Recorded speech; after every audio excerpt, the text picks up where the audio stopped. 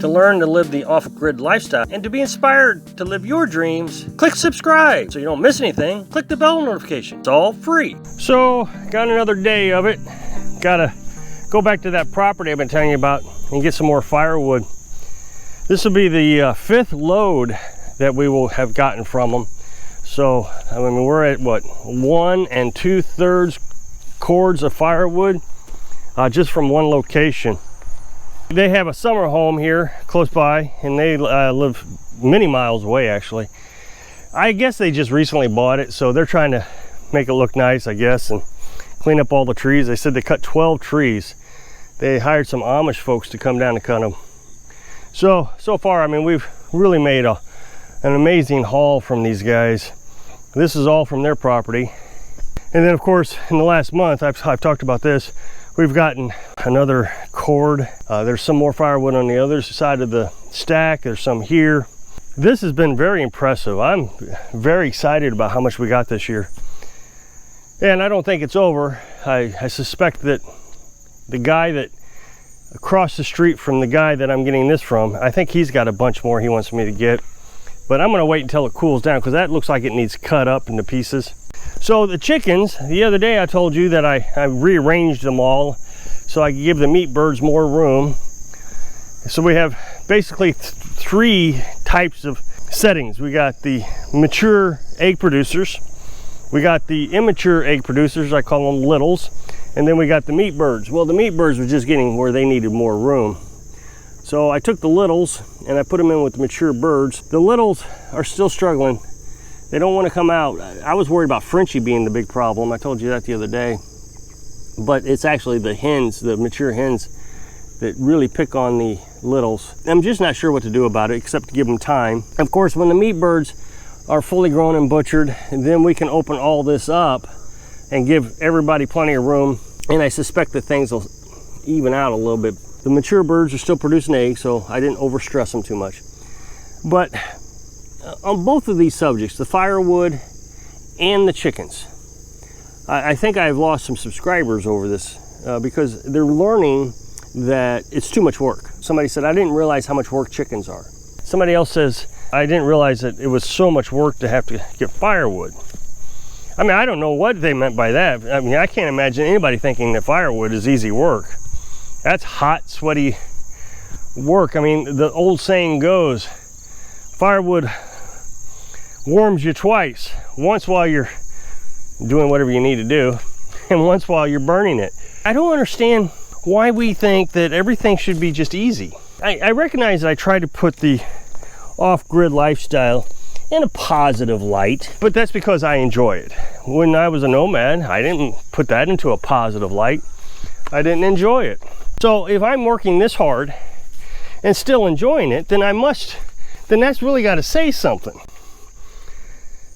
It's keeping me active and healthy and free.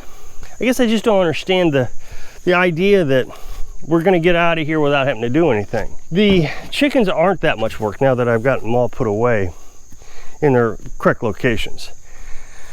I created more work for myself than I really needed to with the chickens, the little specifically. Every day I would have to move them back and forth from the camper twice a day because I didn't want them sleeping outside like the meat birds. I don't know, there was something in my psyche that said I had to do that.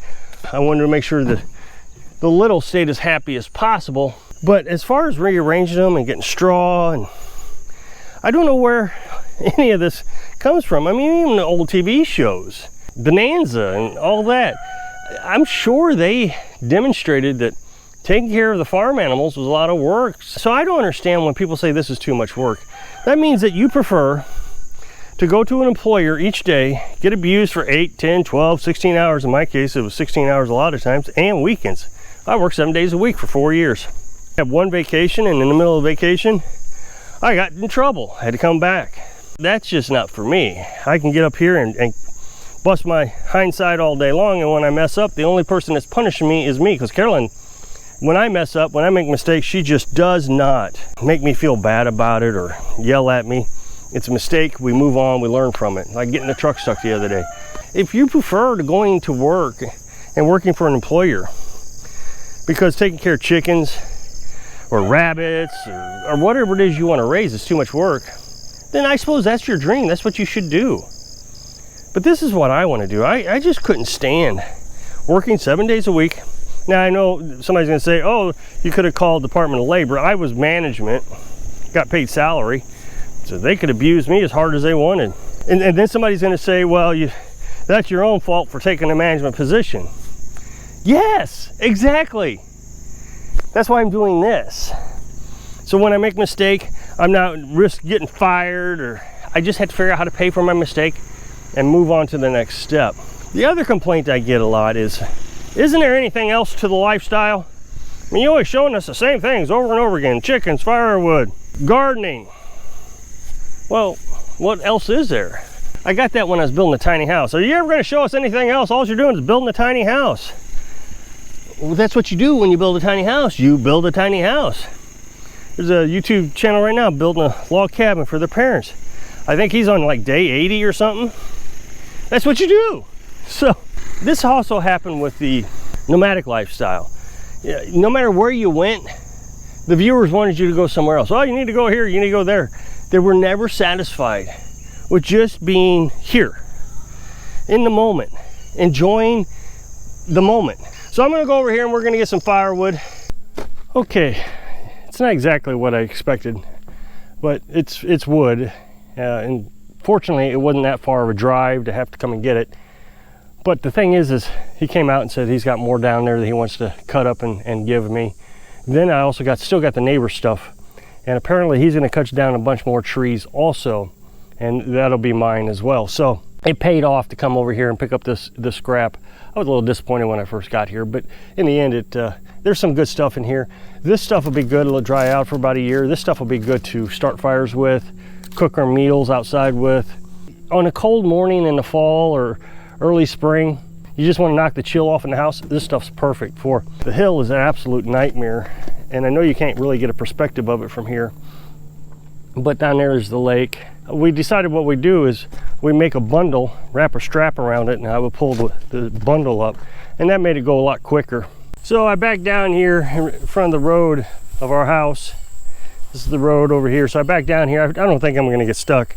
I have a brush pile back here. I know it's hard to get perspective on a YouTube video of where everything's at, but the house is just up the hill here. So down here, I just cleared this out last winter so the garden and solar panels could get more sun. So this has all been cleared out, but I stacked the brush up over here. You might be able to see it here. That gives us a nice little burn pile to start our fires. This is going to make things easier. I can just throw it off the truck and over to here.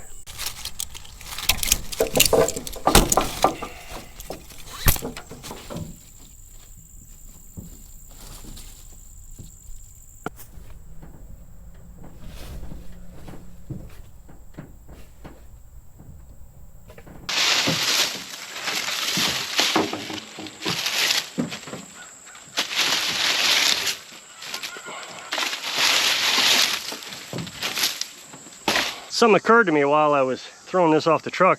When we get our chipper shredder machine, I don't know when we'll get it, maybe next year, but I could chip a lot of that wood also and put it in the chicken runs, and that'll turn into fertilizer and compost. So there's all kinds of uses.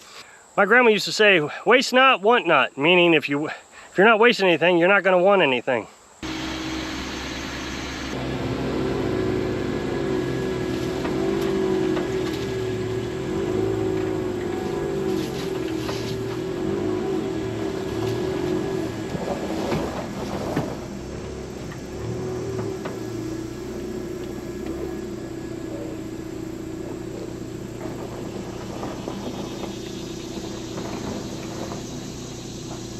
I enjoy the work. It's something I enjoy. So I guess the thing is I keep saying, follow your dream.